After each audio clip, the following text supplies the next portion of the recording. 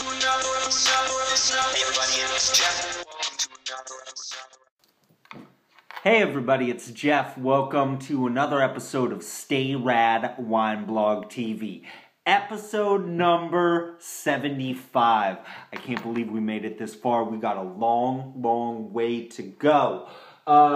Speaking of numbers, around sometime early last week, my Twitter following exploded. I now have 500 followers. So in honor of my 500th follower, Chef Dove, I've got a wine that I'm tasting for you. I've got a wine that I'm tasting for you, Dove, Chef Dove, Jason. And it was neat because we were kind of bouncing some ideas back and forth as far as what he wanted me to taste. He was saying that he had a Merlot a while back. It was a Schwarzkopf Merlot from Germany. I couldn't find one of those at all. If you're looking at the Schwarzkopf vineyard, it's almost always going to be Riesling. So I couldn't find any of that, but he was saying, hey, can you do a Merlot in general? Maybe a Chilean Merlot? And that got me thinking because when we talk about Merlot from Chile, we're talking about just a whole different beast. Most often when I think of Chilean Bordeaux varietals, I think of very green type of flavors, and a lot of it has to go back, or a lot of it is kind of due to a little mistake that was made back when they first started planting these Bordeaux varietals in Chile. A lot of what they thought was Merlot was actually the forgotten Bordeaux grape, Carmenere. It looks very much like Merlot, but it takes a whole lot more longer to ripen. So a lot of times we get Carmenere and Merlot confused with each other. And because of that, there was all these type of green type of flavors that people were getting in their Bordeaux blends from that Carmenere. And today we've kind of recognized, okay, Merlot and Carmenere, two different things, look very similar, very plentiful in Chile. And I picked up this bottle for $8 at Bevmo because it kind of tells the story of the whole Carmenere Merlot confusion in Chile, and it's named after it. It's called Oops, kind of like, whoa, we made a mistake, this is Carmenere. So this is a blend right here. They call this the Cheeky Little Red blend, and what you're going to see is it is 70% Carmenere and 30% Merlot. So Chef Dove, it's not a straight up Merlot for you, but I think it's gonna kind of be up your alley if you're into Chilean Merlots. $8 on sale at Trader Joe's, so probably at Bevmo, so if it's not on sale, it's probably $6. So let's take a peek at this thing.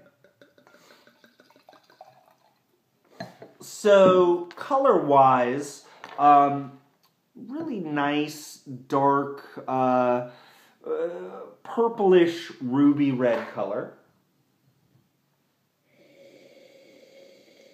And on the nose, there's this sweet, kind of oaky, kind of dark fruit flavor or scent, aroma. Blackberries, plums, cherries, so there's some red fruit in there too. And it just smells juicy. And when I think of Merlot, I kind of think of these juicy type of qualities. Not so much in a Chilean Merlot, but Merlot in general. You know, I normally stray away from bottles like this. I kind of keep those in like the novelty wine type of categories, the you know, around $8 to $10 wines with wacky little labels. Usually they're not bringing that much. On the nose though, I mean, I like what I'm smelling so far.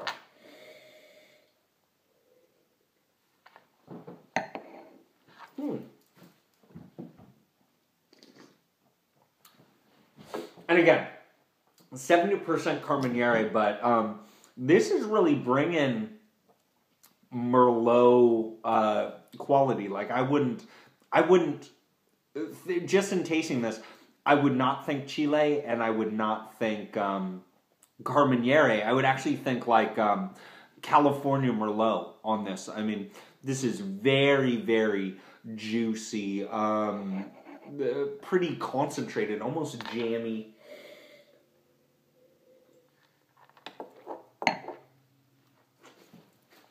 Kind of in like a, kind of like a fake sugary type of jammy play. I think this is a wine that a lot of people, the vast majority of people, are really going to love. This wine, to me, is a little bit annoying in how sugar-fied and fakey this is. I mean, there's these, dark plums verging on luscious, right? Which sounds really good, but it's just so over the top and such a one note. There's no real structure to this. There's no sort of like spicy or herby type of play that's going into it. The oak itself, which I could definitely smell, I'm not really getting much of that at all. And I'm not one for overly oaked wines, but it has its place, and we use oak for a reason. This wine, it is $8. It's $8.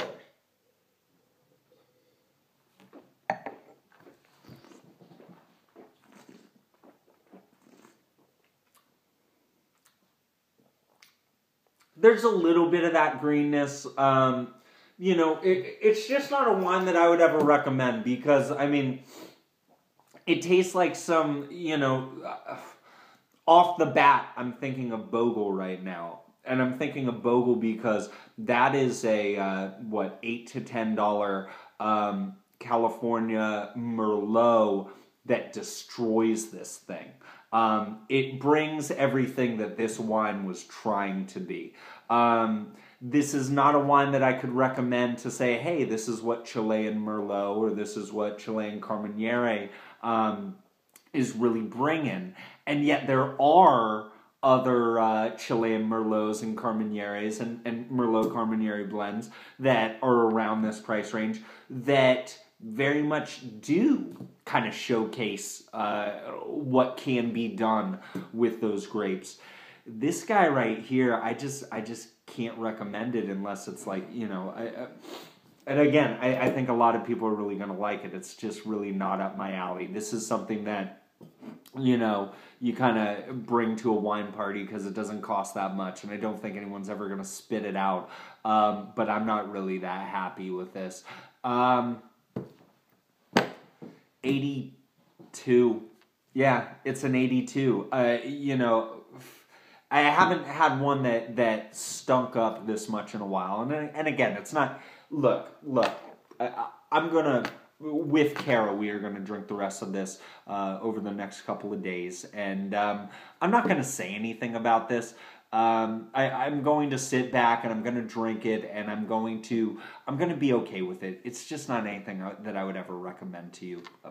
$82, 82 points, and I would definitely pass. Chef Dove, I feel like I owe you one. I did pick up a Schwarzkopf's Riesling white blend that I tasted with some latkes last night. I'm going to be posting that one soon. Maybe that's more up your alley. I would not get this.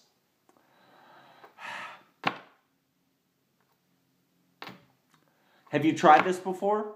Leave a comment below. Let me know what you think. Everybody, stay rad. These guys need to get there. Bye.